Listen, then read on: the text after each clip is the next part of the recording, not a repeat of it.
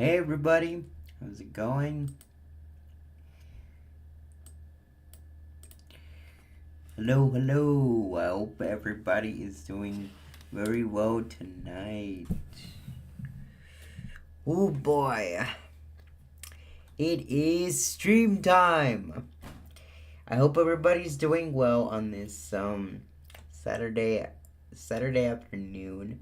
I was gonna do this yesterday, but I had to catch a movie with my older brother and his girlfriend. So you know, plans change, and it was kind of like a last minute thing. My older brother told my mom that we were going to go and see Fantastic Four. I think it's the first one. If I can't check, let me see. Let me see what the Fantastic Four was. Yeah, okay, so the Fantastic Four, First Steps. This is what we went to go and see last night. So, with Mr. Fantastic, Invisible Woman, Human Torch, and the Thing, you know, those those things, right? So I went to go see that movie yesterday. It was a great movie, by the way, really great one. Um, I'll be honest, it, it got a little bit emotional at times when they got when the mom actually the main character's girlfriend is about to die. It was kind of a sad moment, but at the very least, she kind of recovered. I was kind of surprised about what the hell happened. So, um, yeah, right now, you know, as a matter of fact, it was a great movie. I can't really give too much of the review. I can't really give too much away because, well, either way, it's like a recent movie that just released. We went to go see it yesterday, and of course, what is it? Of course, I can't really show any footage for a review because, well, I might get taken down because it's a recent movie. But like I said, you know, it's a good movie nevertheless. And also, if you're wondering about if you're wondering about the other reviews that are coming, I did have one other review that I did, which is Finding Nemo. Finding Nemo is a great movie, by the way. I watched it maybe like once. I think I maybe watched it one other time. So yeah, I've seen the movie at least maybe two times or three. Can't remember when was the last time I watched the movie. But going back and revisiting that movie, it was amazing, really amazing. So it was really cool just to see that. By the way, um, so okay, so today we're gonna rank, or actually, I'm just gonna give my opinion on gaming setups, and um, I'll be honest, I love these setup videos, and I do love seeing a fantastic setup. There's some that are really beautiful, and there's some that are just like minimalistic and not really much going on, which is what I really think should happen in a setup like this, because otherwise, you got so much stuff everywhere that you don't know what you're gonna get, and you wonder like is my stuff like why is my stuff like so cluttered when you could just take that away, but yeah, I hope you guys still enjoy this, and it's not my usual type of content, gaming setups and room tours. It's because, well, I don't really have much to show. So, but yeah, we're gonna go ahead and check out this setup by Scorpio Tech. And he's got a really nice setup from what I can tell when he opens the door. But we're gonna start the video right away without wasting any more time. So let's see. And I'll give my opinion at the end here, though, too. And I'll make my reaction here.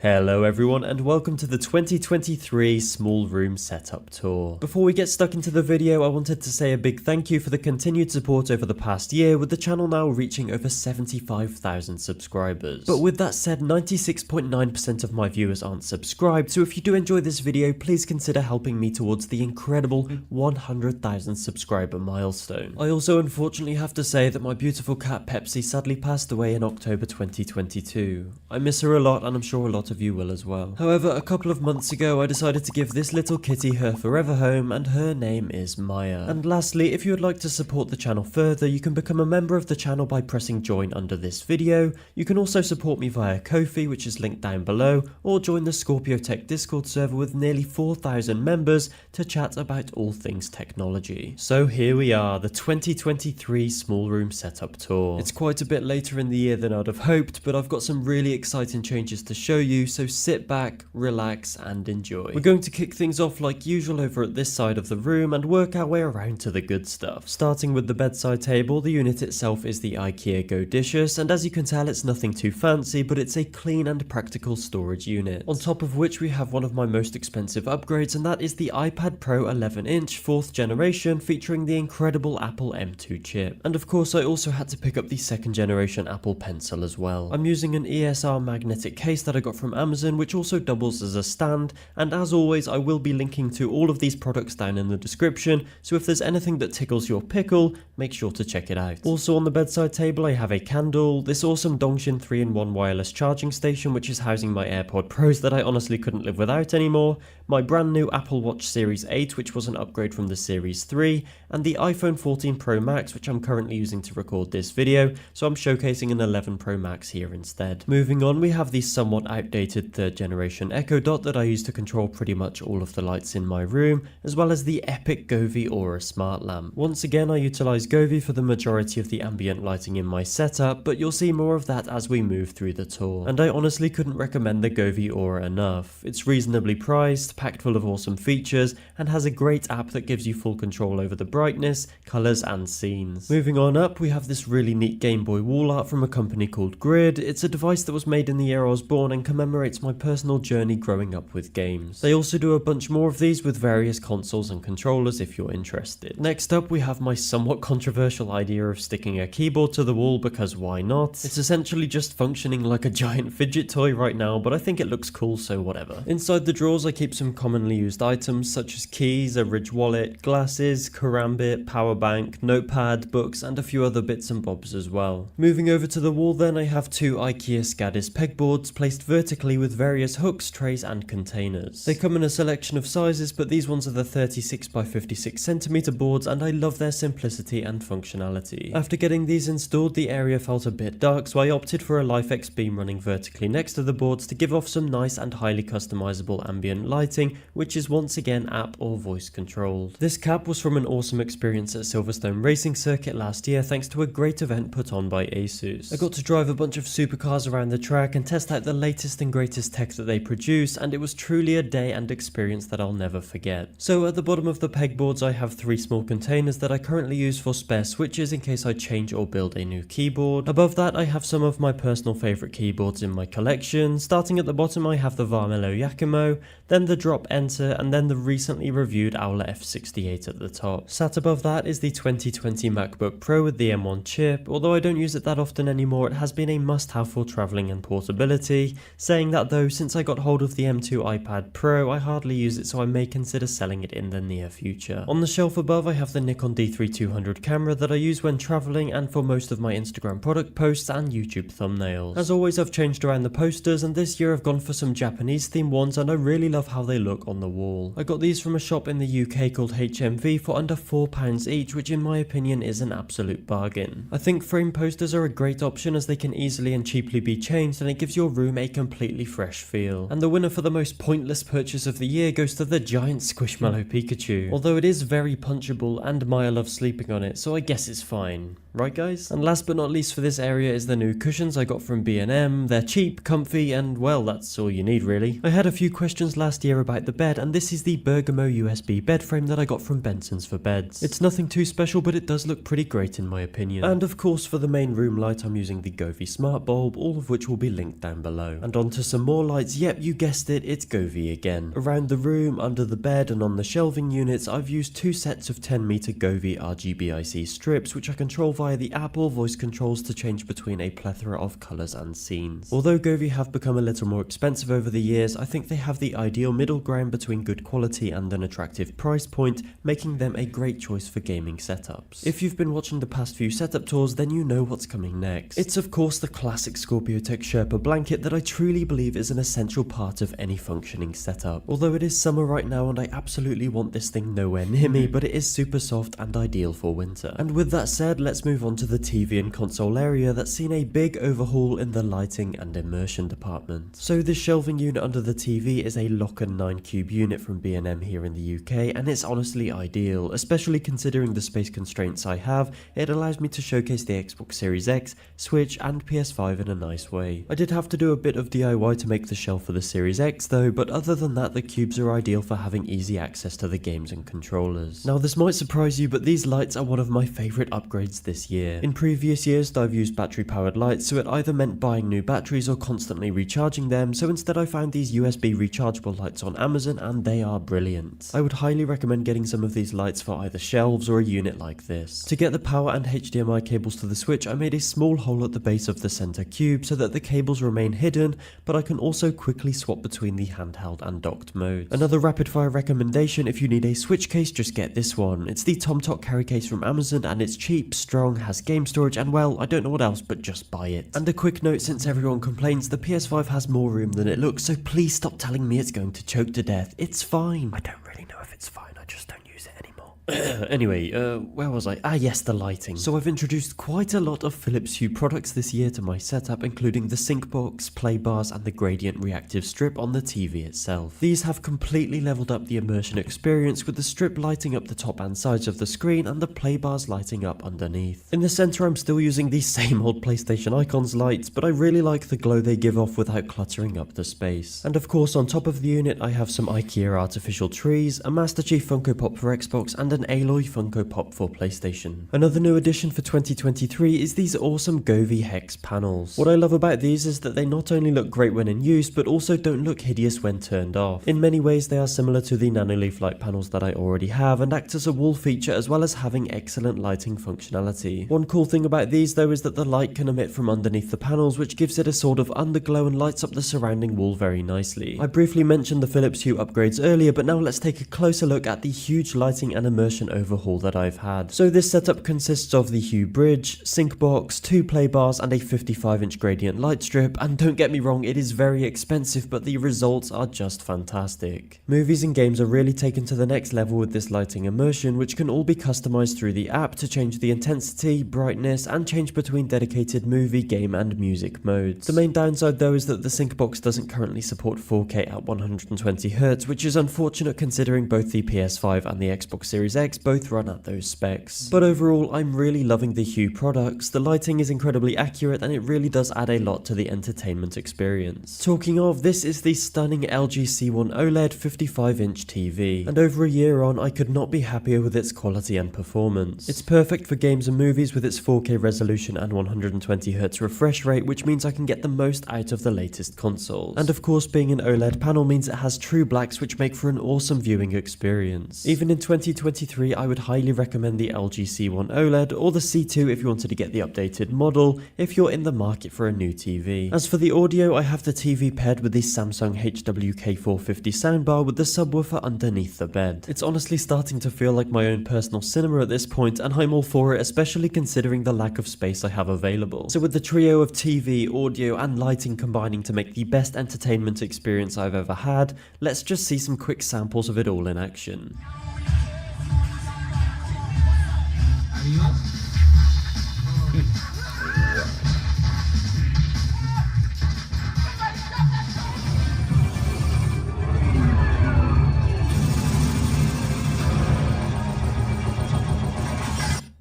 Your father knows about saving money. Everything I'm wearing, I've had since boot camp. Due to the moon's gravity, the asteroid field will swing back to the Galaxy 1, and then at you. I'll let you make your own minds up, but I absolutely love how well everything works together. My question to you though is, what would be the first movie you watch or game you play if you were using this setup? Moving on, and this might seem a bit overkill, but I'm also running another Govee RGBIC strip around the TV unit, TV itself, across the shelves and around the wall to give me a second lighting option when I'm not using the Hue Sync or TV lights. I feel like this gives the room a really fresh and consistent feel aesthetically, and it also gives me a fantastic way to display some of my favourite controllers and keyboards on the shelves. This is another area I've changed around a bit this year, and those of you that have watched the previous tours will have already noticed that the Funko Pops have gone. In its place though, we have some of my favourite controllers, including the Stadia controller, RIP Stadia, a Hex Gaming custom Xbox controller, my Scorpio Tech Design Labs controller, the White Elite Series 2 controller, and a custom PS5 Hex Gaming controller which I absolutely adore. All of these are sat on the Skull & Co Phantom controller stands that I picked up from Amazon. These are available for various controllers, and I highly recommend them if you wish to display your own controllers or simply have a place for them to sit. Overall, I really love how this looks, and it feels a lot more mature than the Funko Pops did. On the bottom shelf I have the classic IKEA Fika hanging plant, the Acco 3087,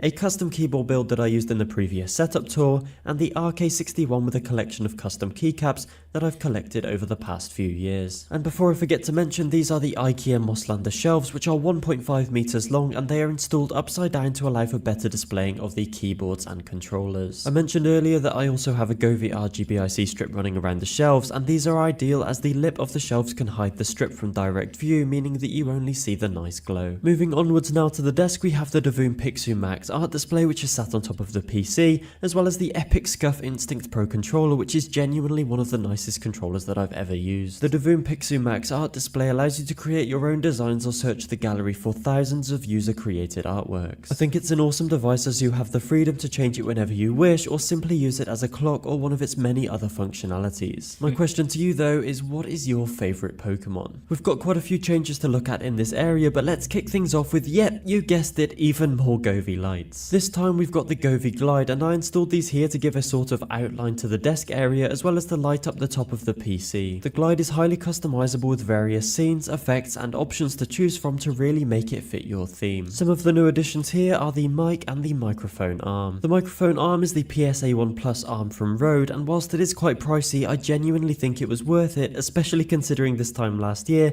I had a flimsy and squeaky metal arm that cost about £12. This arm is sleek, stable, silent, and the perfect accompaniment for my new microphone, the Rode NT USB Plus. If either of these interest you, I recently made a video about them both, so be sure to check it out. But to summarise, I think they're great, and this is the microphone I'm using to record this video. And here's where things start to get very exciting. We'll take a look at the beast on the desk very shortly, but let's quickly run through my peripherals. My current keyboard is the Vissels V84, which is ideal for both gaming and video editing, especially when combined with my favourite Lugia custom keycap and this gorgeous custom made blue wrist rest. And as I mentioned before, I will leave all of the links to everything mentioned down in the description. As for the mouse, this is the Razer Basilisk V3 Pro in white, and I can't get enough of it. I've paired this with the Carpio 2.0 white wrist rest glide from Delta Hub, which really helps with wrist fatigue after long sessions. All of which is sat on top of this beautiful poly desk pad from Highstar. One of my favourite additions this year is the Elgato White Stream Deck. I do a lot of multitasking, so having easily available and fully customizable macros has been fantastic. It's definitely a device I would struggle to manage without now. I've also drilled a hole in the desk to allow cables to come through if necessary to keep the desk looking as as clean as possible. And of course I have my somewhat iconic shape of nanoleaf panels above the monitor, which have been a staple part of my setup for many years. And so it is time. You will have already noticed one big, actually massive change on the desk, and that is the stunning LG Ultra Gear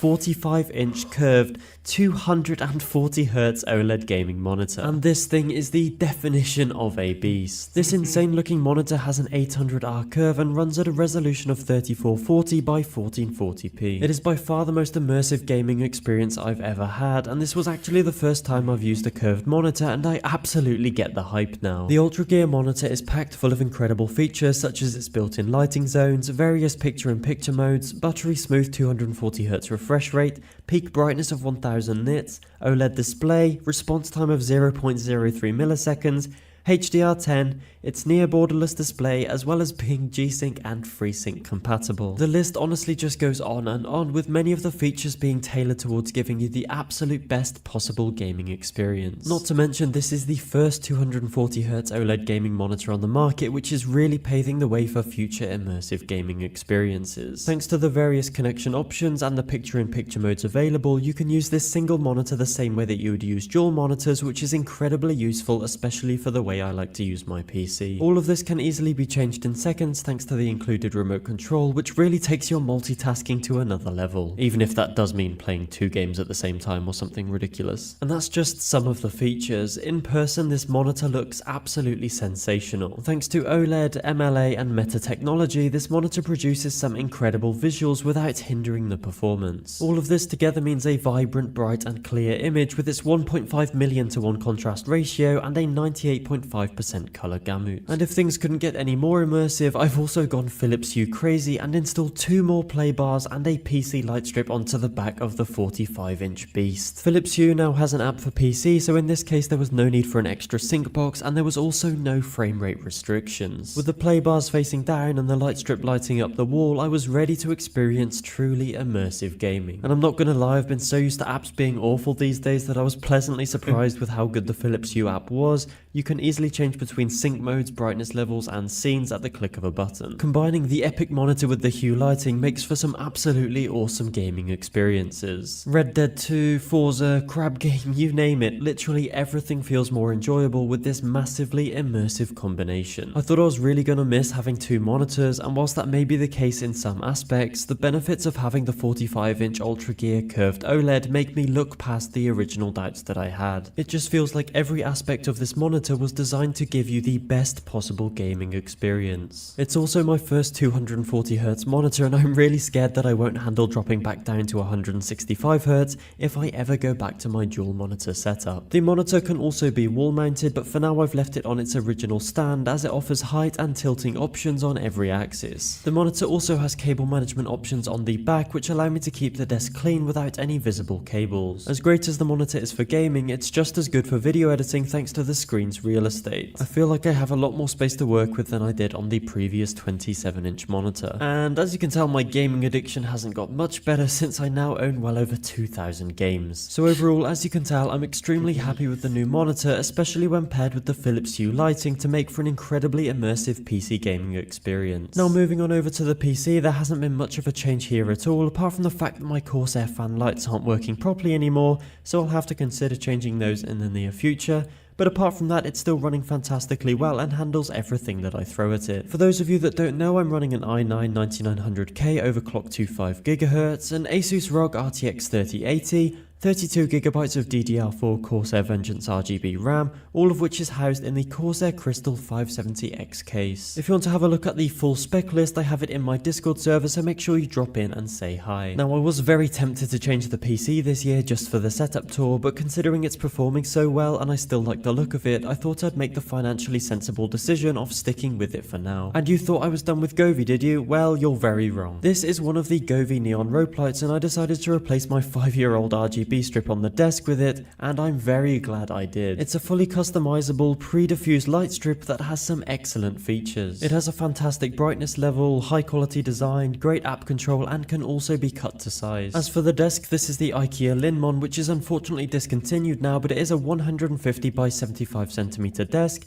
and the drawers of course are both the IKEA Alex drawers because I'm basic like that. In the top drawer I keep some handy tech such as mice and phones, including the G Pro X Superlight and the Redmi Note 12 Plus. In the second drawer I have a selection of handheld consoles and games such as the classic DS, 3DS, as well as the very underrated PS Vita. I also have the RGB Spotlight remote in here, as well as this incredibly handy Haley Cool rechargeable battery pack for Xbox controllers, which is a game changer. On the opposite side I have my utility drawer, which has the BenQ Halo screen bar remote, which automatically activates when I open the drawer. The Halo screen bar is an essential part in my setup ever since I first used it. It lights up the entire desk and is a great light source for my unboxing videos, as well as when generally working at the desk. The remote allows you to easily change between the brightness levels and the warmth of the light, as well as a couple of other options, and this is definitely a product that I would highly recommend. Inside the drawer I've got your typical content such as pens, an electric screwdriver, notepads, cable ties, karambits, and just that sort of thing really. In the other drawers I have a bunch of cables, controllers and paperwork, as well as a bunch of cable management and cleaning products that I use often to keep things neat and tidy. As for headphones, I'm still rocking the Beyerdynamic DT990 Pros, although I recently did replace the headband and earpads. I absolutely adore these headphones, but I am going to be testing out the Razer Black Shark V2 Pros in an upcoming video, so stay tuned for that. As you can see, I've put a lot of effort into the cable management to keep the underside of the desk as cable free as possible. I work on the out of sight, out of mind theory, so as long as I can't see them, they don't exist. To hide the cables the best I can, I've used some D-line cable trunking, which is drilled into the underside of the desk, as well as a lot of cable ties and planning. The chair I'm using is the Autonomous Ergo Chair Pro, which is ideal for me with its massive ergonomic options and stylish design that I think fits my room very nicely. The real reason is that Maya loves it and she gets more use out of it than I do. But yeah, it's a really great chair and I could definitely recommend it if you're in the market for an ergonomic office style chair. And with that said, we're now nearing the end of the 2023 small room setup tour, but I will answer a few questions that I had from last year's video. The first of which was about the size of the room. So this is a box room which measures about 2.3 by 2.3 meters. This is very restrictive and makes it very hard to work with, but with some sacrifices I'm very happy with the outcome. The next question was about the wall color. So the paint I used was called Cloud, and it's essentially a mid to light grey color which reflects the lighting very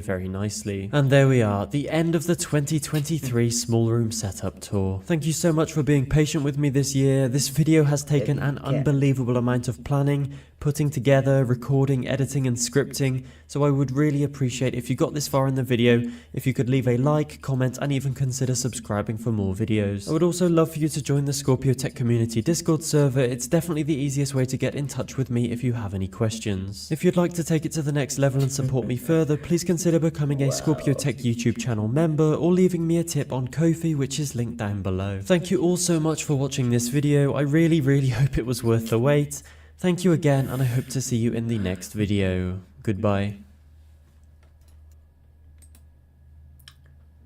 Honestly, I'm gonna give my thoughts here in just a second. So, honestly, man, if I had to rank this particular setup, let me just go through this for a second and I'll tell you how it goes. So we already just seen the video with audio, but based on what he's got so far, let me just mute the volume just so I don't have to, just so you guys don't have to hear it the second time. But the the bed and wall area is real nice.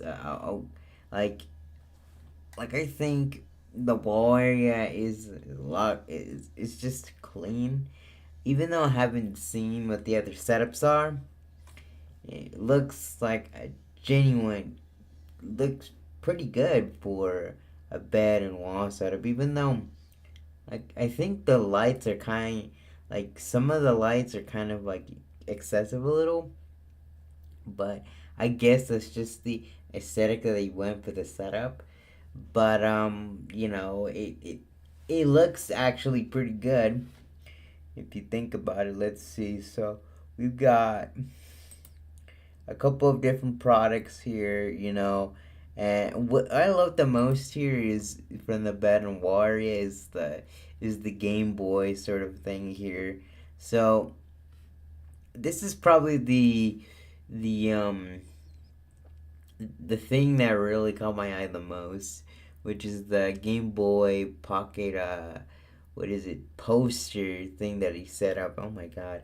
It looks amazing from and it looks like he got this poster. I think the designer of the poster really knew how to put this particular thing together with other parts and stuff that are needed to get the Game Boy up and running. But like I said, you know, it's just kind of like a showcase here. But that was my favorite part of the setup here is the Game Boy Pocket poster thing with the uh, with the Game Boy all deconstructed and the parts signifying which which goes where on the console, you know. But that is pretty cool.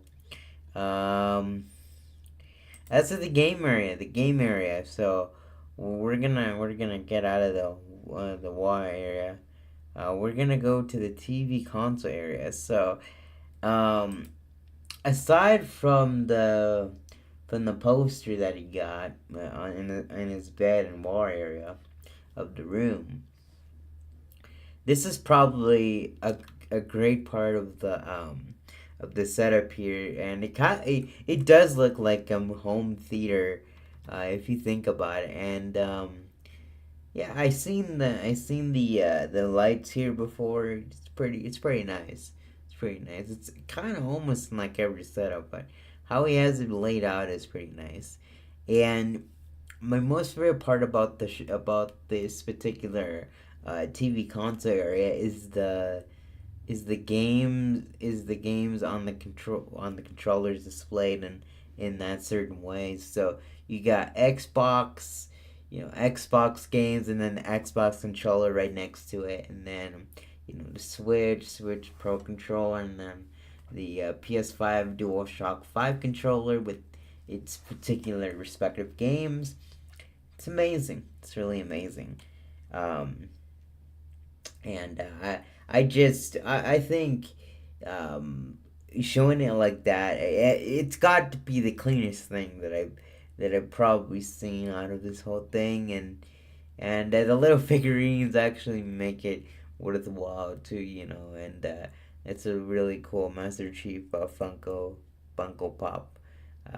It's really cool. But like I said, the Xbox, you know, the two Xboxes, the Xbox Series X and S on the side there, and then the lights there. You know, still the lights are a little much for most of the setup. But like I said, pretty cool. And as we move into the desk area, um, as we move to like the desk area, you know, with the monitor and stuff like that, it looks pretty cool. And then you know all the stuff that you got, and the colors on the PC slash PC gaming area. If you look, so let's see. So there is like white, then the PC is like white, and then there's like this blue at the bottom here, and it looks kind of clean. I'll be honest, it looks kind of clean. Um, and honestly, it really does pretty well. Um, Even though on my setup it isn't that bad, I'll be honest. I didn't want to go for a really like um, for a really large setup because I don't have that much space here in the office. So you know, kind of something. But the monitor looks really nice. Kind of looks like the kind of looks like you could display like 4K games. Actually, it does. It does.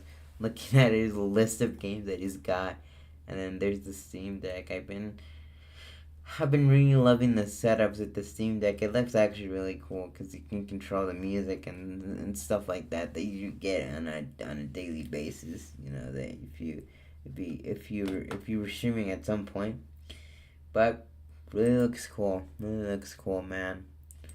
I love it. I really do. Alright, next video, we're gonna look at a Walmart versus Temu setup, a gaming setup. So, we're looking at someone that bought a setup from Walmart and a setup that he got from Temu. Don't know.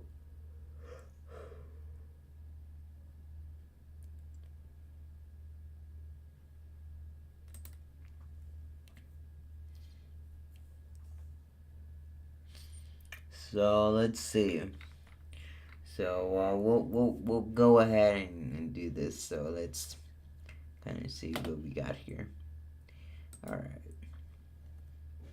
Walmart or Temu? Temu, a Chinese website known for selling cheap stuff, and Walmart, an American store known for selling cheap stuff sometimes. But which one has the better gaming setup? And that's what we're gonna find out. This is my goofy friend Clay. He's Team Temu and I'm Team Walmart. We have a $600 budget and 5 challenges. Whoever can get the cheapest setup, whoever has the best looking setup, whoever has the best performing setup, and finally, who wins in a 1v1 in Fortnite and a 1v1 in Valorant. Okay, here we go. Clay's gonna be shopping online because unfortunately he wouldn't let me ship him off to China, and I'm gonna be shopping in store at Walmart. And you can't necessarily record in Walmart, so I kind of gotta be sneaky. Let's go Walmart, let's go. We have $600 as our budget, and I'm feeling really confident with Temu. I'm not gonna lie. We are about to whoop his ass. And bro, I instantly ran into a problem with Walmart. They had like no PCs. Bro, in Walmart, every PC is over $500, bro. But $8.99 for this, it had 1 RAM stick in it. 1 RAM stick for $8.99. And what is this, HP? What are we in school, buddy? Bro, I had to end up ordering a PC on Walmart's online website. And their PCs were so overpriced. I finally found one for $439. Not gonna lie, these specs for that price had to be a scam. Got a PC for $439, bro. It wasn't the cheapest one, but it was the only one that looked like it would work because I actually need to like have a chance against Clay. Hold up, what is this Prices. Imagine bringing your side project to life just by thinking about it. Meet Base 40. 323 i7 RX 580 keyboard, mouse pad, and a sound bar, but it has literally everything. This could literally be the play. Hold up. All right, we're adding this one to the cart right now. Bro, I'm so cooked. I still gotta get the monitor, the headset, the mouse pad, the keyboard, and all I have left to spend is $161. All right, this is the cheapest mouse. I'm just gonna get this. $20, $19.94 to be exact. Mouse pad, $12.88. But this is RGB, so I might get it. I'm getting this. Bro, these are some good keyboards, but they like way out of my budget. Like, bro, like, come on, bro. Bro, I have to get all Walmart brand stuff, like, or whatever, $20 keyboard. So $20, $40, plus 13. I don't know what that is in my head. I just know it's not 160. Yo. The cheapest monitor I see here is $79. Okay, it's a 22-inch monitor, but how many hertz does it get? 100? Wait, that's actually a good price. Okay, I'm gonna get this. $89 for it. It's 165 hertz. There is no way Walmart can compete with these prices. So I got my last item, some plain black headset for $30, and it's time for me to head out to Walmart and check out. This is the fastest cashier I know, and he gets that. And everything plus the PC, my total came up to $601. Yeah, I went $1 over. Now we need Clay to finish buying his stuff to see who wins in the cheapest category. Our total is at $412.58 right now. We have a good monitor and we have a good PC, but we actually want to win the 1v1. So even after already having everything he needed, he bought a better keyboard. This is it right here, $20. He bought a better mouse, he bought headsets, he bought Travis Scott lights. We have to beat him everywhere. Pause. And his total came up to $550, meaning he beat me the first challenge on having the cheapest setup. But we still got 4 more challenges, so I got a chance. And after waiting years for his setup to come from China, it's finally time for us to put this setup together to see whose looks better. Oh, what? Is this a G, bro? Listen, bro, I got connects, all right, out there. Bro, what? This is the RGB Hey, headset? don't knock it down. You're gonna damage my stuff, bro. Nah, it's over. It's bro, there's no way. Yes, sir. All right, let's see. Come on, bro. Let's get the building. All right, let's do it. Let's go. And after starting the unboxing, I noticed 2 things. One, this is what my PC came with. My PC came with the best Fortnite settings. What the? Wait, there's no troll. No, I won. Bro, I already know my PC's gonna be trash because it came with the best Fortnite settings, and all the settings are low.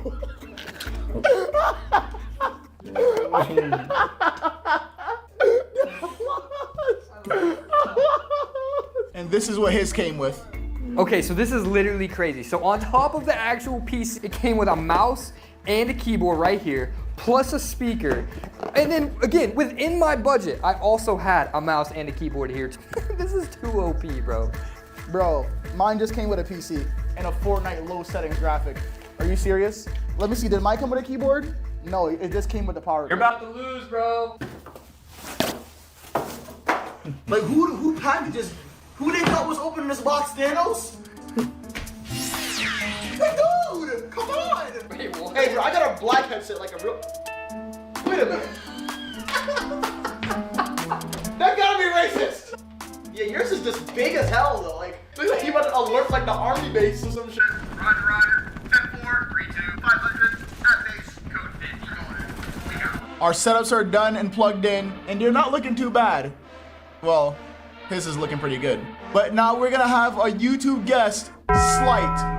He's the default skin from Fortnite and a tech YouTuber, so he's gonna tell us which setup looks better. Oh my god, it's Slight!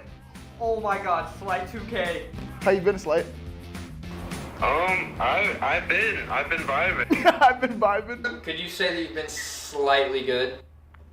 No, block him. I would ban him. I would block him. No, man. Alright, I'm gonna be very honest.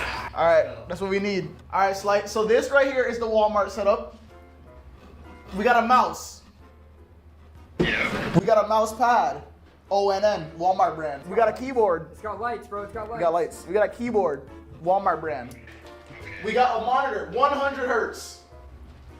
Then we got the Walmart PC right here. Yo, this case is actually gas though. Yeah. Does price matter? They're both under $600. Well, mine might be $1 over, but they're both under $600. Okay, I'm getting it now. All right, so this is the Temu setup for $550, by the way. This is literally $50 less than what I bought it for, okay? All right, listen. We got the All right, we got the light up speaker bar, okay? We got a monitor here. It was marketed as 165 hertz, but it's 180 hertz, okay? Oh my god, he's right. You can stop right there. Bro, what do you mean you can stop right there? Look at these 100% headphones. that's better. He doesn't even have to say anything else. Look. And then, bro, look at my light bar in the back. Look at my light bar in the back. $550. 100% better. That's what Team Temu, baby. All right, bro, you're racist. Honestly, we see why you picked Team Temu. We love you, Slight. We love you. Well, I've lost 2 challenges to Team Temu, but we still got 3 challenges left, so don't count me out yet, man. So for performance, we're gonna be going on Valorant and Fortnite, and we're gonna be seeing which PC gets more FPS and which one it just runs better on. So right now I'm getting like 140-ish, and it's dropping really hard. It's like 100 to like 150. 1, 190, 200, bro. I said 200. You're at 200 FPS right now. I just hit okay, 200. I'm gonna go to this same side of my. You're gonna die, buddy. Okay, all right, He's bro. dead. All right, bro. We'll see. What are you at over here, bro? Oh, bro, I'm literally lagging. Bro's dipping to 80. I'm dipping to 80. No, it's over. This PC sucks, bro, and I'm screen tearing. I mean, I'm not gonna lie though. Like, I like the case. Bro, stop talking to me. See, bro, I saw- even in the sky, I don't get 200. I just saw it did to 74 on What the is live. this? 20? You're at 200 FPS right now. I'm at 100 still. No, that's actually a scam. It's a scam. This is the That's worst a PC of all scam. time. I'm not kidding. I'm lagging. I've never lagged in Valorant on anything that I've ever used in my life. Well, as you guys can see, my PC's pretty trash in Valorant. And my last hope for winning the performance challenge is my PC being better in Fortnite. How we feeling going into this game, bro? How you feeling about your FPS? Bro, I'm about to get 3 FPS. I'm about to get 3. I got a kill. Ready, bro? Call me. I'm at like 80 FPS right now. We're gonna have to review this gameplay, but I think you also win it performance because this is horrible, bro. I can't even play. You're over here getting kills. I'm just lagging. 24/7. I just hitched to 17 FPS while trying to heal, bro. And at first I thought my PC wasn't that bad in Fortnite, but wait until we got into a fight. Then you can see the differences. I'm gonna fight, bro. Where you at, bro? Where's my backup?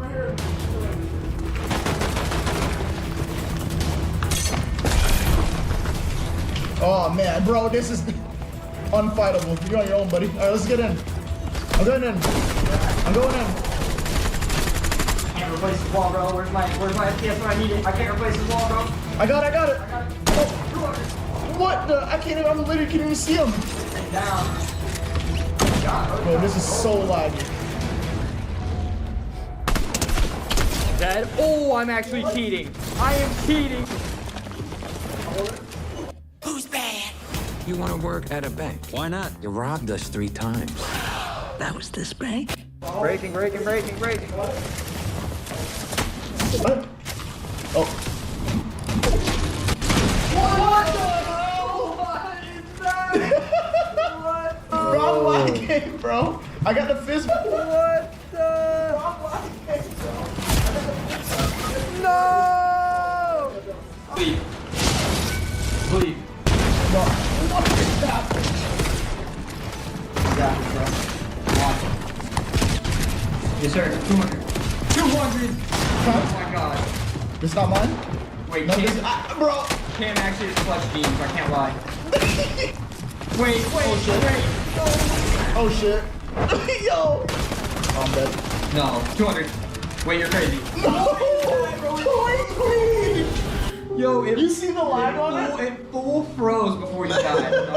Oh my. And if you guys can't tell who won the performance tab, you aren't watching the video. It's Temu. This PC is trash. But all that matters now is the 1v1s. Performance don't matter if you can't beat me in a 1v1. First, we're gonna 1v1 in Valorant, and then we're gonna 1v1 in Fortnite. It's time to get Walmart the wins under its belt. First to 5, Sheriff only.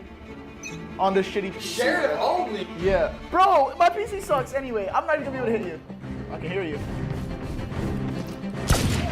Oh my. Oh, 1-0. Come on. Let's go. I have my knife out, bro. Yeah, bro's looking like a bot. Where's bro at? Where's right here? What are you looking at? Oh, what? I'm crazy. Bro, you got full 360 spin. I'm crazy. Someone ready. I hear you. Oh, 2-1, bro. What is this game, bro? Take your gun out, buddy. Oh my god, don't worry, I'm in. I'm mid right now. You're not mid. You don't even know what mid is. Come on, 3-1. Let's go. Let's go. 4-1. One more. Come on, buddy. Quick 1v1. No, this guy's a cheater. This guy's a cheater, bro. Actually, I'm coming back. Come back. 1v1 is not bad because like it's. Come back in the century, bro. Come back in the century. Come back in the century. Come back in the century, bro. Where you at? No! I'm bad. No. Yes! Oh, bro, I'm never gonna lose this. No. Yes. Let's go, bro. Nope, not letting you one tap me. You one tap. Let's go! I won something. We are the champions, my friend. Finally, I got Walmart to win on the board. Now let's see if I can win the 1v1 in Fortnite. And that means that his setup doesn't mean anything if he can't win, but I get 1 FPS in Fortnite. So let's see how this goes. Ain't no way I'm beating him on this PC, but we gonna see. I'm the clutch god. First to 3? Alright, bro.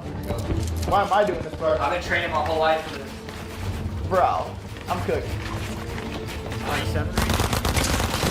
Oh, it's 39? It's not looking good here, boy. Full piece. Oh my gosh, bro. Where are we looking, bro? How? Where are we looking, bro? Bro, my game is lagging, man. This is stupid. I hate stupid. I hate this. I hate you, Walmart. All right, 1-0. Come on, I'm locked in.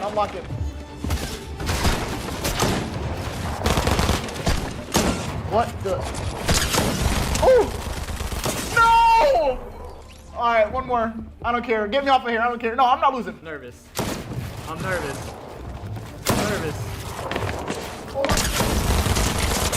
Oh, no! I missed! Yes, you can! All right, 2-1. Please. Come on, kid. Oh, 94! Oh! Where am I is the real question. Like, where are you? What? What? I just shot you through. No, bro, this sucks. Nah. Walmart, you're done. Temu on top, baby. You're done. Count your days. I'm about to go fight everybody in Walmart right now. Thank you guys for watching. Make sure you never go to Walmart. Subscribe and watch this video here.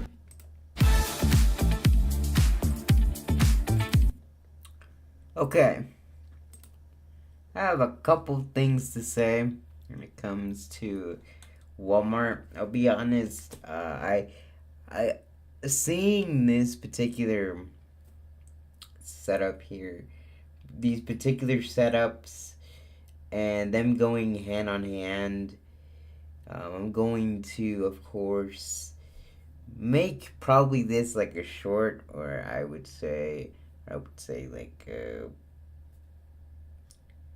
actually, you know what, scratch that. So, alright, giving my opinion on Walmart. So, first, we're gonna all go all the way to Walmart.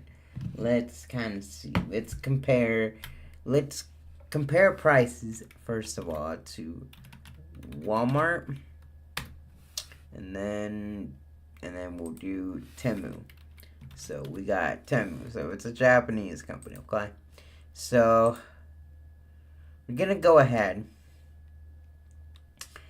So, we're gonna search for both gaming PCs. So, we're gonna search for PC, okay? We're gonna search for PC, alright? And then we'll do the same at Walmart. So, we're gonna go to the Walmart official site. And then we're gonna search up PC. Okay, just a regular PC. We're not gonna search up a gaming PC or nothing. Okay, just a regular PC like I have here right now. So, all right. So if you look at the prices now, this one's going for like 162. Even though there's options. I think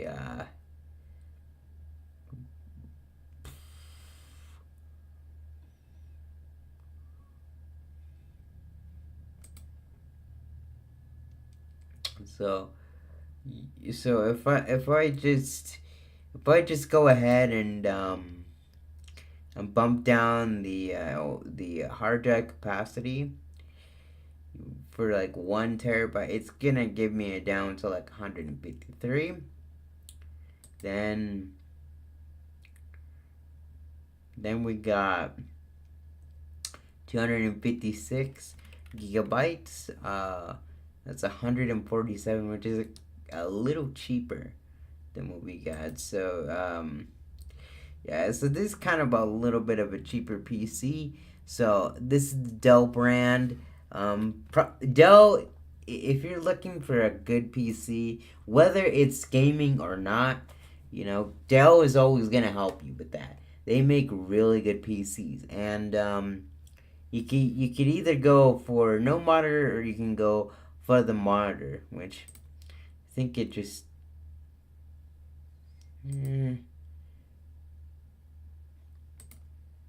it increases the price. Well, and that's just great. And then RAM memory, it increases the price too. So you can either get Windows 10 or Windows 10 Pro.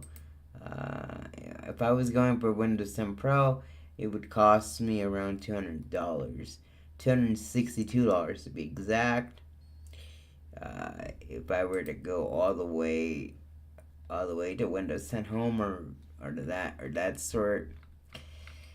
Yeah, that's gonna be really steep price. So $246 if I just go for the Windows 10 version. For the regular one, Windows 10 Home or a regular edition. Whether I don't know if that was a regular edition, but Windows 10 Pro is a lot more expensive. But still, but still, Dell is a lot better than what you can get for PCs. So yeah. So if you look at these PCs, it's like now they're doing a sale right now, probably, right? So let's just say this whole lot was a sale, right? let's just say this whole lot was a sale. So let's say if let's do this one for example. This one is $719, and it was originally, let's see, when was it originally? It was originally it was, if I can find it now. Oh God, where did I put that? So okay.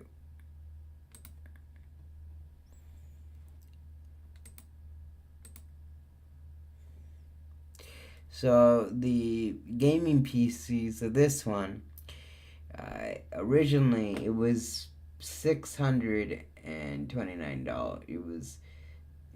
Originally it was like a lot more expensive maybe, right? So it was $129 before, but you save $110, which is a little bit pricey. I'm not gonna lie, it's a lot more pricey. I mean, it's a high performing PC, but I just don't think you need that much of you don't need that much performance wise when it comes to a gaming PC. You probably will need maybe at the very least 1 or 2 terabyte. At the very least 1 or 2 terabyte max, because otherwise, like say for example you got like 32 gigabytes. So let's take my phone for example. So this can hold like 32 gigabytes for all the apps that I use on it, right? So, and pictures, not including pictures, videos and stuff like that, right? This is a 32 gigabyte phone. So it's the Samsung A32 5G, right? So this is 32 gigabytes. It was probably the most probably an expensive phone, but like I said, what you're getting for it is pretty nice. Other than the 16 gigabyte Galaxy J7 that I had before, this was probably worth it. Even though like they give you like a bunch of bloatware, what is it, the Android people give you like a lot of bloatware when it comes to it. But like I said, for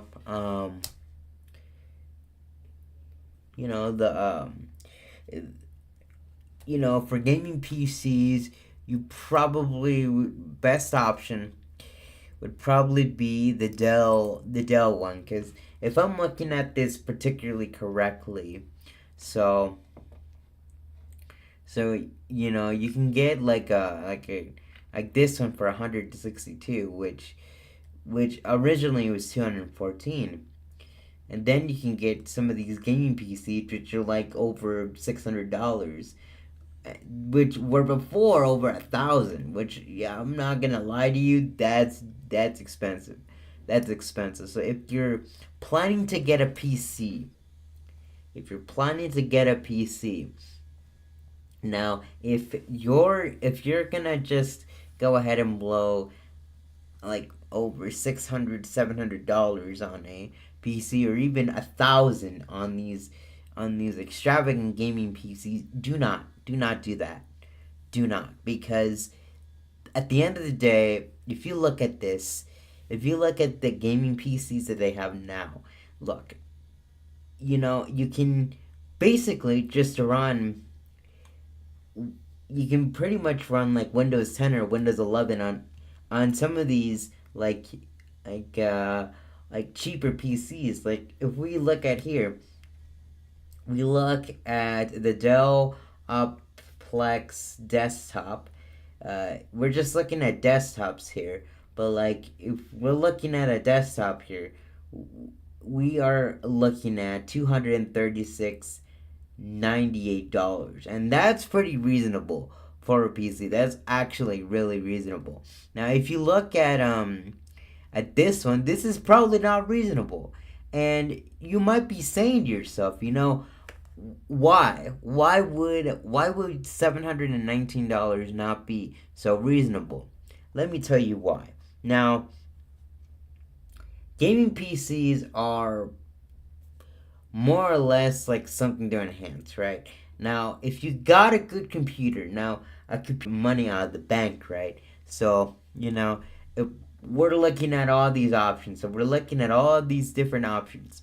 So we're looking at the gaming desktop PC, a restored Dell Optiplex desktop computer, and then the gaming PC desktop. We're looking at those. Crap. All right. Okay, we got it. All right. Sorry about that. Anyway, so if we're looking into gaming PC, if we're looking into getting a good PC, if you're just wanting to start off, content creation, or if you're just a starting gamer that really wants to get into gaming and would like to spend a little bit of money but not completely break the bank, my recommendation, if I'm going to be completely honest with you, my recommendation to start out with is probably this listing over here from Walmart. If you're looking at just Walmart, right? If you're looking at just Walmart, 162.30 is not breaking the bank that much, because if you look at this particular PC here, so we have a Dell Optiplex desktop computer with an Intel Core i5 processor, a 6th gen processor. You choose your memory, hard drive, and LCD options, and it's a Windows 10 PC, which it's probably gonna go out soon, in maybe like about 2 months, but because of the operating system that it does have. But best option, if you're looking for a good PC, I could recommend you this particular PC, the restored Dell Optiplex. So the Dell Optiplex, this particular one, if you're looking at one at Walmart specifically, and there's good ones in Best Buy and other electronic stores. But if you're looking specifically to go to Walmart for this particular thing, this is probably the best one you can get. This one, and I'm definitely gonna say I recommend this other one too, from 236.98, the same computer, which actually both of them are the same computer, but just one is restored. But the Dell Optiplex is probably one of the best computers, I would say, to start your PC off, because like if you're going for like a gaming PC that's like that has cool colors and stuff like that, it's obviously gonna be more expensive. The 1 terabyte, 8 gigabyte, 32 gigabytes of RAM, and then a liquid cooler. Of course, that's gonna set off quite a bit of things. That's going to set off like maybe the price up a little bit. I'll be honest, it costs a lot to get this particular PC. So if you're looking for a particular PC, you're gonna have to start. Because the iBuy power is expensive, and the gaming desktop PCs like the Silvery and the Fortnite one, which is the Dell pre-built, that's a little pricey. And all these particular things are really just things. But if you're going for a good PC, start off with the Dell Optiplex. They really are just great. And let's see if I can find one of the manufacturer. So let's see, HP. So let's see, the PC HP. So Um, HP. I originally was gonna get like an HP or a Loboto type of PC or a laptop, but realizing if you look at this, so let's see, let's look at a desktop here. So let's look at this one. So it's a little bit more pricey than the Dell one, but like I said, it's probably not gonna last you very long because of how of the RAM and and just based based on how much the hard drive is and stuff like that it comes with, it's probably gonna not be as reliable. But if you're looking at like a Dell PC, like I just mentioned, save that. That would be good to start off, because otherwise you're breaking the bank even more. And these regular PCs are not cheap by any means, but Dell is probably the best manufacturer for coming to. So let's look at a Loboto PC for a minute here.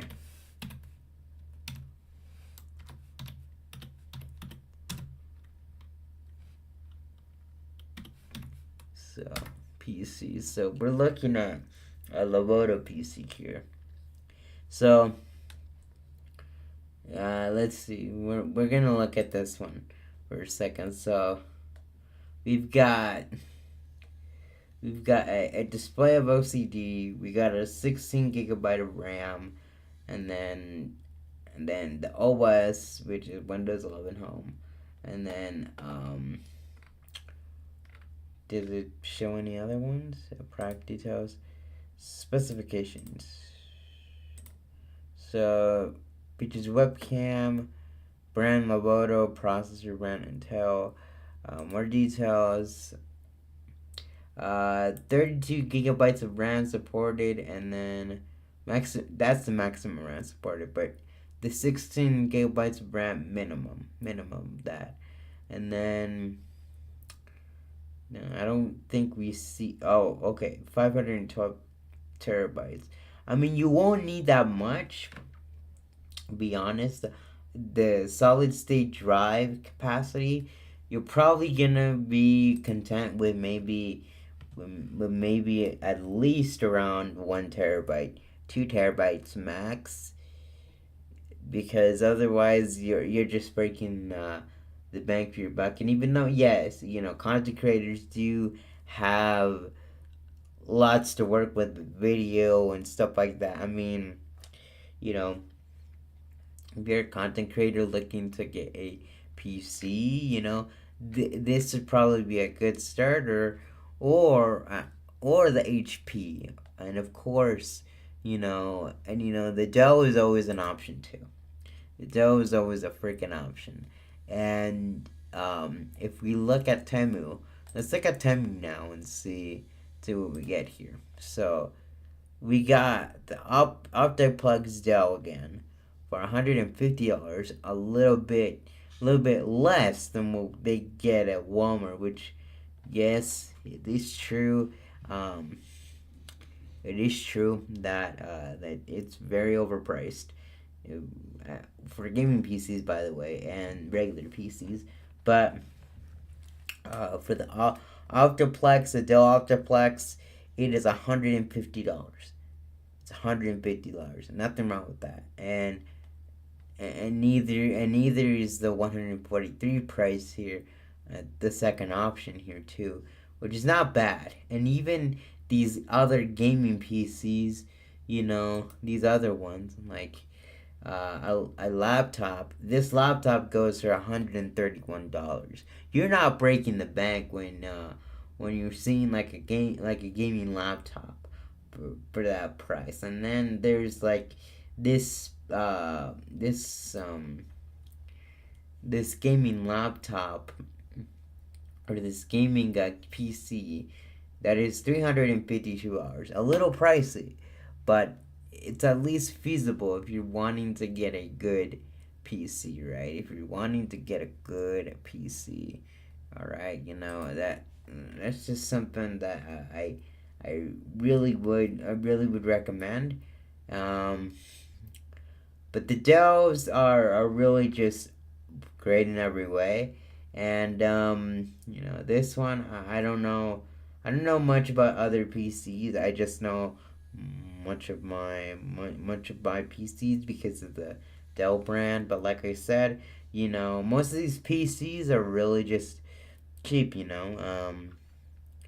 This one, the laptop. If you're looking for a good starter, if you're looking for a good laptop, then this one would be it. And then, there's there's the desktops that you can get as well. They're not that bad in terms of price. $200 for an HP Elite desktop. That's not bad. That's not bad. For what you're getting for it, let's see. What you're getting for is the graphics processor. It's probably really high. And then there's the SSD hard drive type, and then there's the power supply, and then without battery, and then it's the usage business. So most of these business desktops really work well if you're just starting to play games, if you're starting to to play certain titles on the PC that you want to experience, um, or or for content creation or something like that. I, probably this and the Dell Plex is good to start off with. And I think my PC, I can't remember what my PC was. Yeah, if I had to look back, I have to look back at that. But yeah,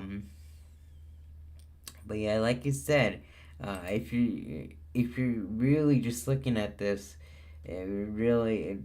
like you can't really break in for a buck, right? You can't really just you really can't go wrong with that. And then Temu kind of wins in the pricing department when it comes to PCs. So just kind of had to look at that for a second. We're not gonna get through all the videos today. It's probably gonna be impossible. But like I said, not too bad. So yeah, we're not gonna deal with the other videos. We're just gonna do the tire list just to end it off. So like I said, aesthetic wise, you probably are not gonna want to spend too much on these PCs anyway, because okay, I really just have an opinion when it comes to everything, but especially when it comes to gaming PCs, because there are so many mistakes when it comes to gaming PCs. Now, first tip I'm gonna give you when it comes to a gaming PC, if you're willing to go ahead and buy this particular device, is first off, spend your money on a good computer like Lenovo, Dell, HP. HP is probably not really that great. I'm not too sure. I only just buy Dell PCs, but see what you guys have experienced. Tell me in the comments what you experienced in the Dell and HP department, and even Lenovo too. If any of those brands are really good, tell me about the different brands. First tip is buy a PC that is probably not gonna be that expensive. So, like we just looked at the Dell PlexiTube, the Dell Plexa. We looked at that wasn't too expensive, and neither was the HP. The HP PC that was there on the listing at Walmart. That's not bad either. And Temu has some really good listings too. We just looked at just a while ago, but first and foremost, just if you're looking for a PC, just first and foremost, look for a PC that's gonna help you. You know, that's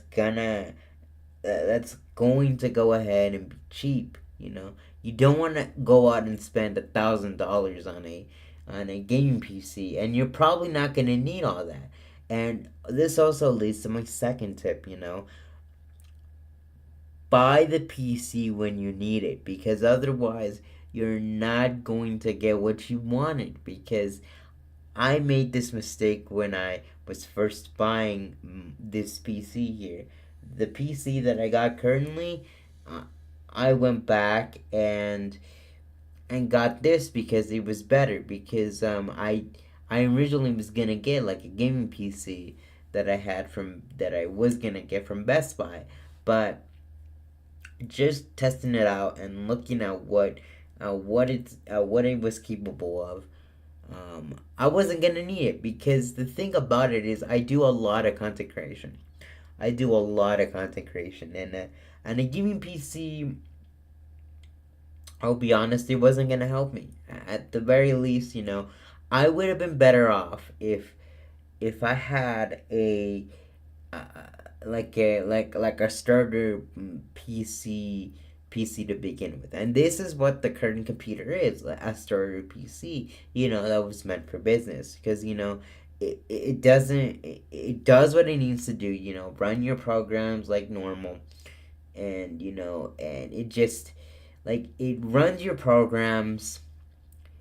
You're not breaking the bank on money.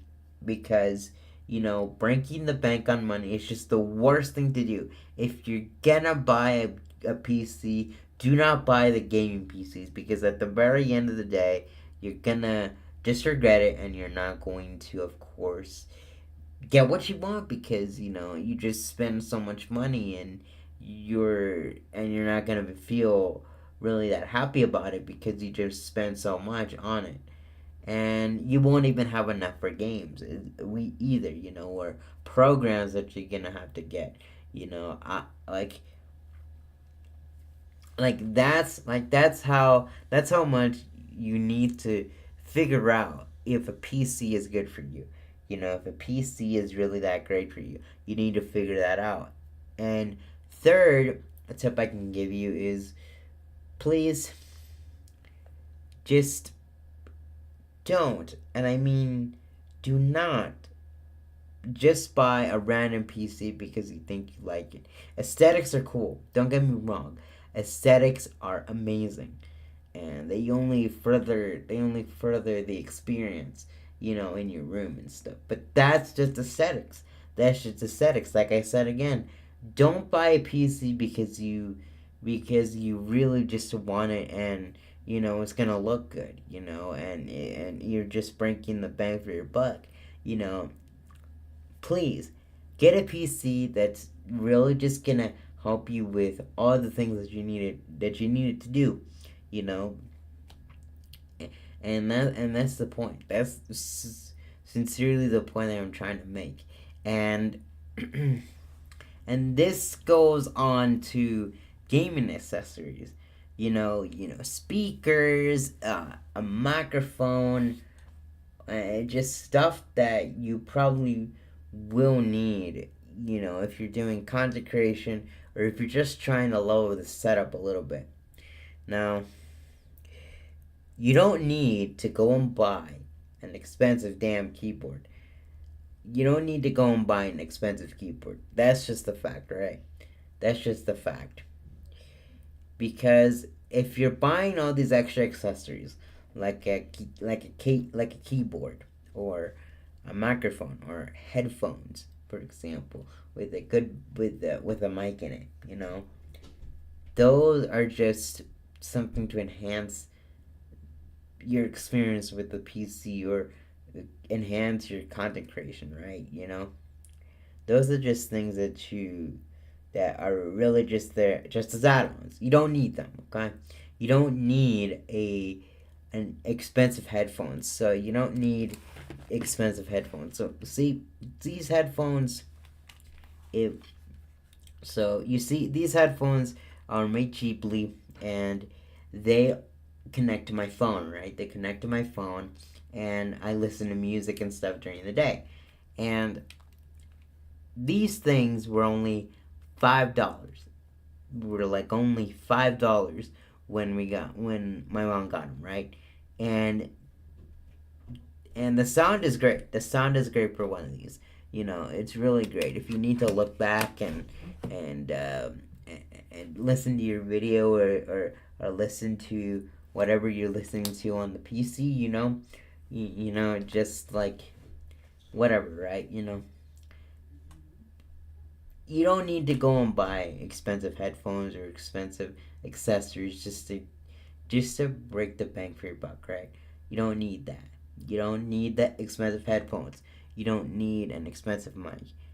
You just work what you got, like work with what you got. If you got a good phone that's like 16 gigabytes, it's probably not gonna last you long. You're probably gonna need to get a new phone in the future.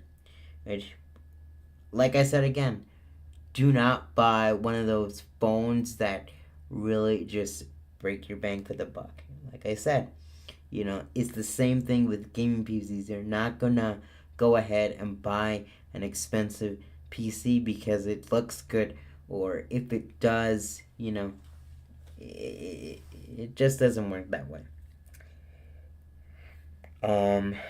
Next thing, like, I'm gonna be saying this pretty much again and again, if you're looking to enhance your setup, like, if you're going to go ahead and buy like a poster, if you're gonna go ahead and buy like, let's say like something for your gaming controller, or something for your phone or whatever, or something that can enhance your setup, really, don't go crazy with it. Please don't, because thing about it is minimalistic is better in the long run. And if you see here, let me just pull up here and see what we get. So this is just me and my computer, and my head and my keyboard, right? That's just all I need, right? And then I got like an Alexa here, and I got some markers and crap everywhere, right?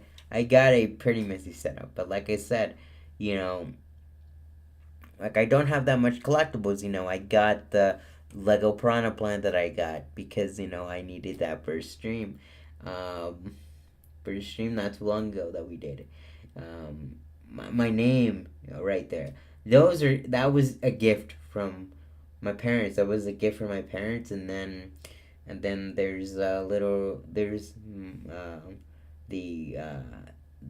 the Son of God, that I have there. I just like it because I like it there because it symbolizes what I really want to be. What I really want to have in life. Which is peace, and of course you got markers everywhere. Like I said, you know that sort of thing. Those are just things to enhance, and I got things up here, like plushies. I didn't need the plushies, but I wanted to get it because, well, it looks pretty good. But like I said, do not buy it just the sake for buying it. Right? You if you like something, get it. If you like something, get it. If you really like it, and if it's in your price range, right? If you like something like a Lego set, or if you like those plushies, get them. And if you like them, add them to your setup or whatever. Like add them to your setup, and make it look good. And the same thing goes for lights. The light I have in here is just it's just my room light, and I used to have strips, but I don't know where the controller is anymore. Uh, Even though I have strips going around, actually, no, I don't. I don't think I have any. I don't have a strip there anymore, right? For the LED light strips, I had like two of those. I don't know what happened to the one here in my office, but um, yeah, I used to have like a LED light strip, and you know, those are things that I really just didn't need. I didn't need so much light. The light is perfect as it is because if you're going for a great setup, you gotta be a little bit, you know, you got to just take it down a notch with the lights. That's all I'm saying, right? That's all I'm saying. You don't need like 15,000 lights going on everywhere, and you definitely don't want to annoy people that are probably gonna see the setup. That's not gonna be very great for people who are coming into your room to see your setup, or you know, or people who are watching you live like I am here. Like you don't need to go out and buy 15 different kinds of lights just to make the setup look, because it doesn't look that great. It doesn't look that great. I'll be honest, it doesn't look that great. Okay. Now I'm going to move on um to I'm gonna move on to tire list time. If anybody is here right now, we're gonna move on to tire list because, well, the tire list is something that I really do. So, if anybody in here right now, I hope you watch the replay of this, but we're gonna do like a console PC setup tire list here. I needed to get some water, but whatever. Okay. So, looking at this first setup, looks pretty minimalistic. I would say looks pretty good. It doesn't look doesn't look cluttered. It looks absolutely amazing. But I'm probably gonna put this at like an A tier. Like an A tier. It looks pretty good. It looks pretty good. Oh jeez. Didn't want it at B, I wanted it A, That looks pretty good. This looks like something. This second picture looks like a setup, like a collector setup. Probably would say A as well. You probably don't need that much stuff, but that looks pretty good if you're going for the minimalistic look. The laptop setup. I think that can go in B. It looks pretty good, but you don't need that much to, like, I'll be honest, like a laptop is not gonna be that great.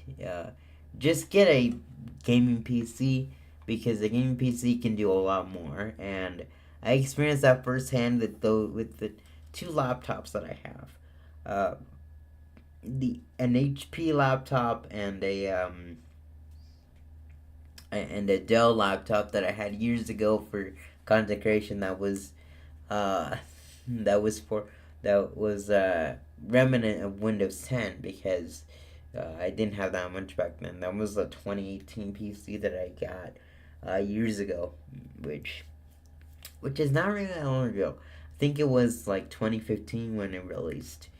Don't know when was that, but I got it in 2018.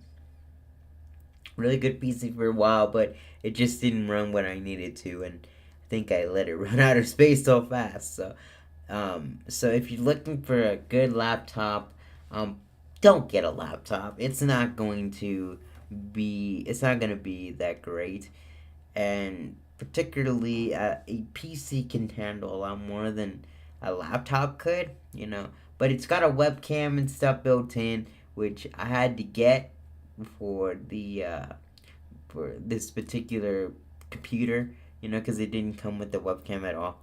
So I had to buy the webcam separately, which is what you're seeing here on screen right now. But yeah, the next setup. This is going to be, oh dear.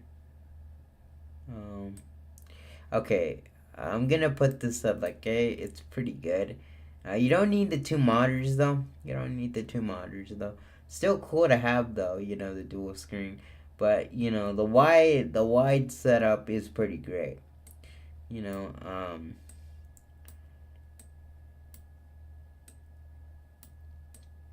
come on. Oh dear, I don't like what's going on here. Alright. Don't know what's going on. Okay.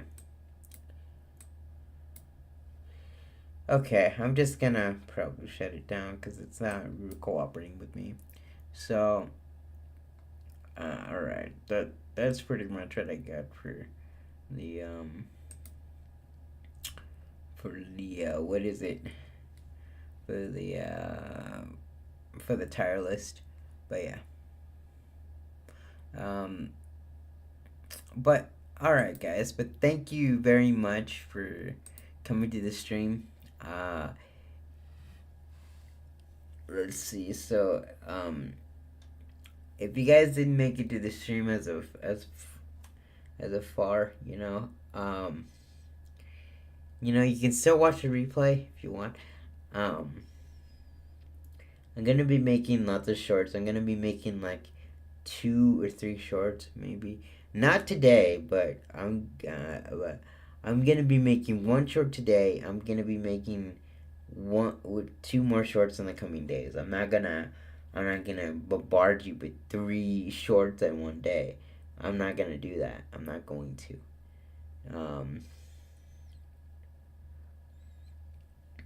Movie yesterday. Movie was amazing. It was really amazing. Like I said, like the movie was awesome. I would say it was probably one of the best movies that I've ever seen. It's Fantastic Four. I think it's called Baby's First Steps. Yeah, it's the 2025 film that just released, I think, in theaters. But like I said, it was an awesome movie. Really amazing. I'll be honest, really awesome movie. We checked out the videos, it was great. But like I said, the movie was amazing. It was really just amazing, and yeah, 3 shorts a day. I mean, I mean the what is it, I screen recorded like the live stream, like the what is it, the new Super Mario Bros. U live stream. I'm doing moments of the new Super Mario Bros. Games, the new Super Mario Bros. U moments that we got. So those are like yeah.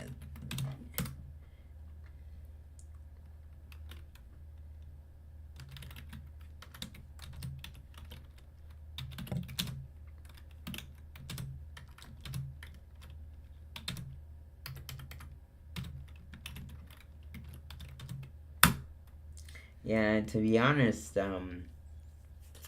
you know, I like.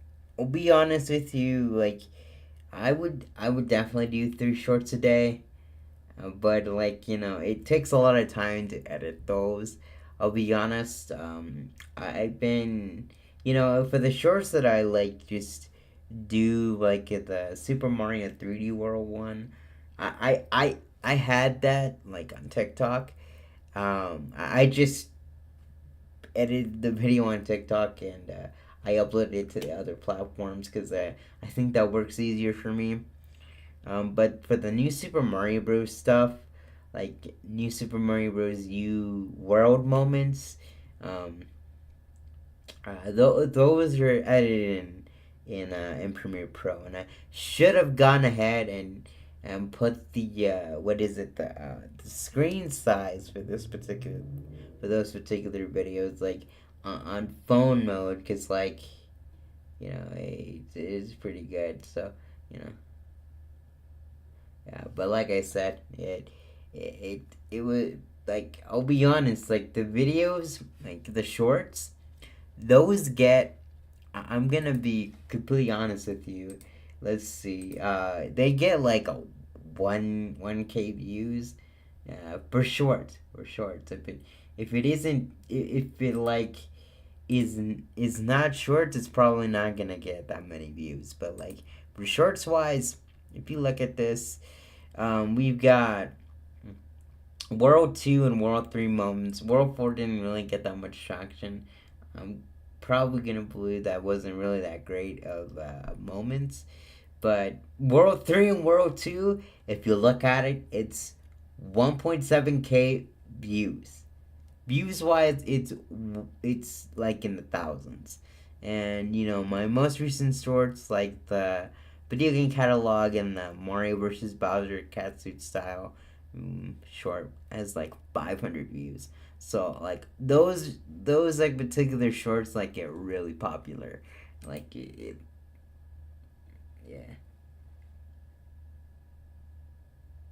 Nice, dude. Nice. It was nice. I think, yeah, celebrating your dad's birthday, man. Honestly, good for you. Cause honestly, yeah, you know, 56th birthday, pretty nice, man. Congratulations, pretty nice, man. Congratulations to your dad. You know, I hope. Wishing him a very good happy birthday, man. Wishing him a very great happy birthday. Um, yeah.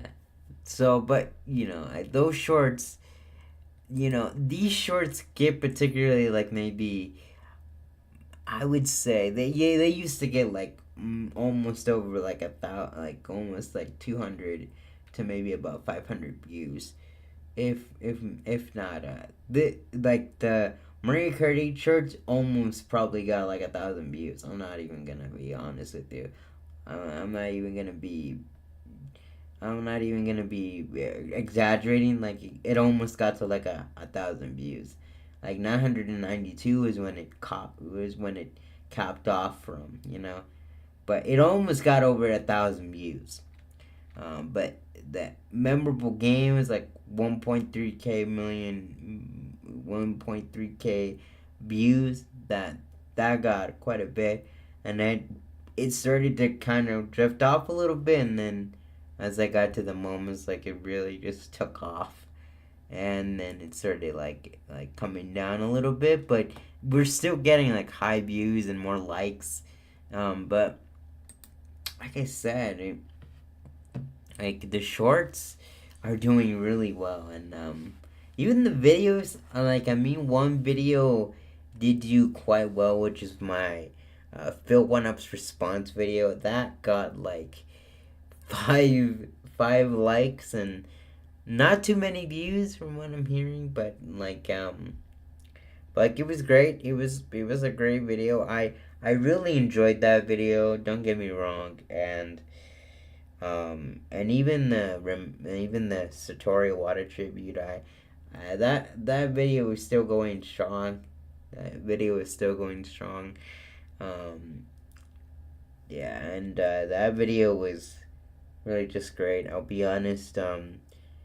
Tribute videos are not really my thing, but the fact of the matter is, like, it was July 11th, and I really wanted to, remember Awada's memory, because he was really just someone that like really did do many things for the industry. He really did, and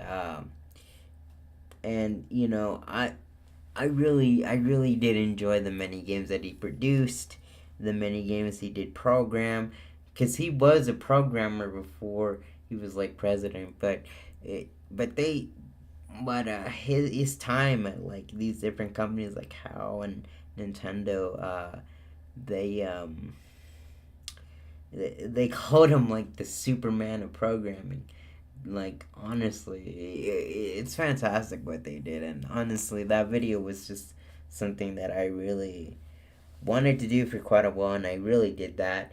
And there was other videos too that I really wanted to do, but yeah. And another film review is gonna be coming soon to the second channel. I've decided what my second review is gonna be. My second review is gonna be on Toy Story. Toy Story is an awesome movie. I've heard a lot. I've heard a lot of thoughts on Zootopia. Zootopia is a really good movie, and it's a really good movie from what I hear from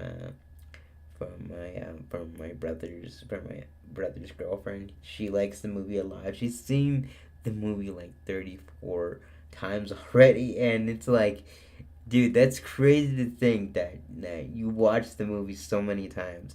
But yeah, she's able to watch that one movie 34 times and not even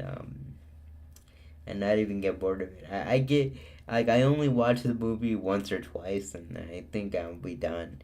Cause like I can't, if I really like a movie that much, yeah, I like it. If I like the movie that much that I really want to watch it again, you know that would be something. But like, if I'm just gonna watch a movie just to watch a movie, I only watch it once and I'm done, or even maybe twice if I'm feeling lucky. But but the next review will be Toy Story.